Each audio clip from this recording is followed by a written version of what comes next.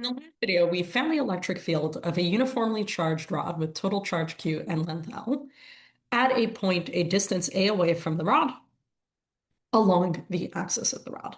Today, we're going to do a slight variation on that problem, and we're going to aim to find the electric field a distance y above the midpoint of the rod.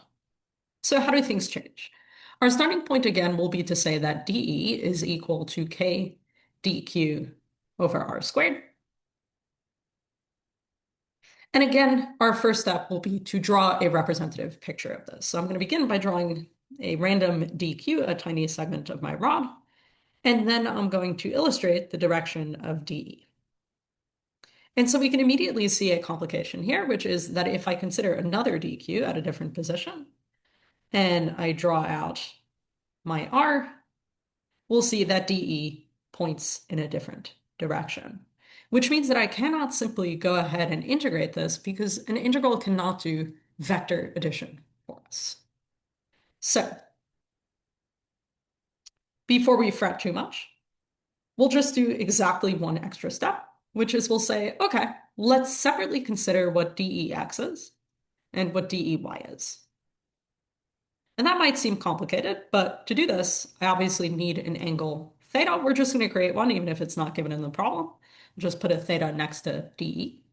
And with that, I can say dEx is equal to k dq over r squared cosine theta. And dEy is equal to k dq over r squared sine theta.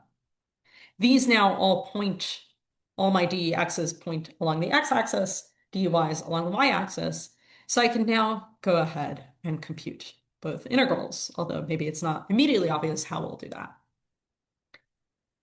Now, before we go ahead and work through computing both integrals, it behooves us to ask, do we actually need to compute both integrals? And to do this, we're going to add an extra step to our formulation, right? So we did the draw picture step.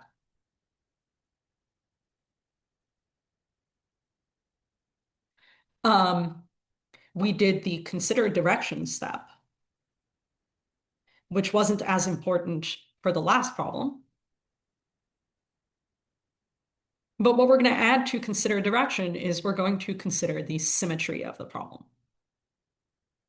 And what do I mean by the symmetry of the problem? Well, let's consider we're looking for the field above the midpoint of the rod. And I've drawn a representative dq. I'm going to draw another dq, which is equidistant from the midpoint of the rod, sort of a reflection of my initial dq. Let's call it dq prime. And if I now look at the direction of the E field contribution of dq prime, it sort of is opposite dE. And so what we'll notice is that the x components cancel out. We are only left with the y component. And so we actually save ourselves an entire integral's worth of work because we can say that dEx will simply be 0.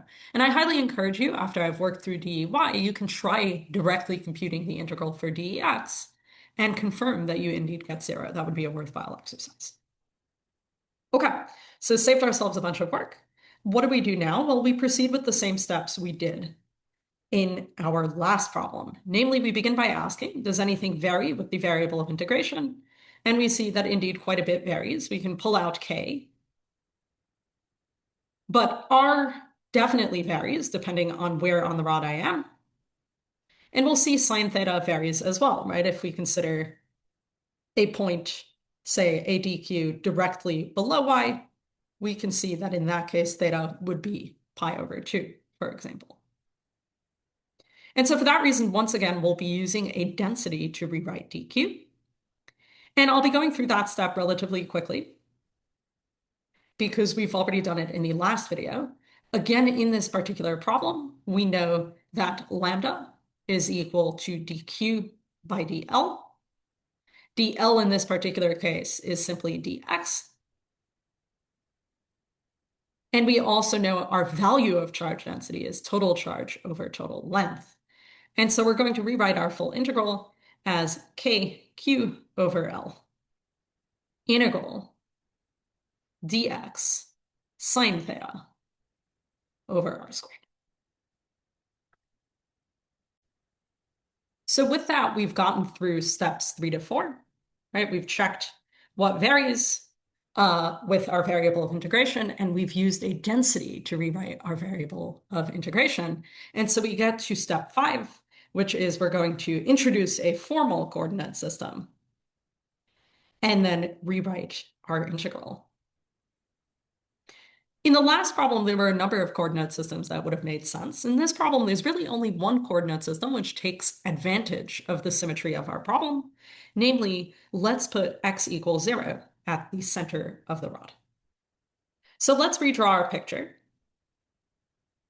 So we've got our bar, which let's get that drawn nicely. Okay, so we have our bar. We're looking to finally field a distance y above the center of the rod. And let's consider an arbitrary dq, which technically is now a distance negative x away from x equals 0, our origin. We still have our dE, which points off at an arbitrary angle, theta. And to begin with, let's figure out what r squared is. Well, we can use Pythagorean theorem because we've got a nice little right angle there. And so we can say that r squared is equal to x squared plus y squared. Furthermore, you might notice that theta appears right here. And therefore, I can actually write sine theta is equal to y over r, or y over square root x squared plus y squared. And with that, we can rewrite our entire integral. Ey is equal to kq over L. Integral. Well, what are our bounds of integration? We're starting at negative L over 2, going up to L over 2. Dx over r squared. Well, that will give us dx over x squared plus y squared times y over square root x squared plus y squared. And so simplifying this a bit, we're left with Ey. Integral from negative L over 2 to L over 2. Y dx over x squared plus y squared to the 3/2.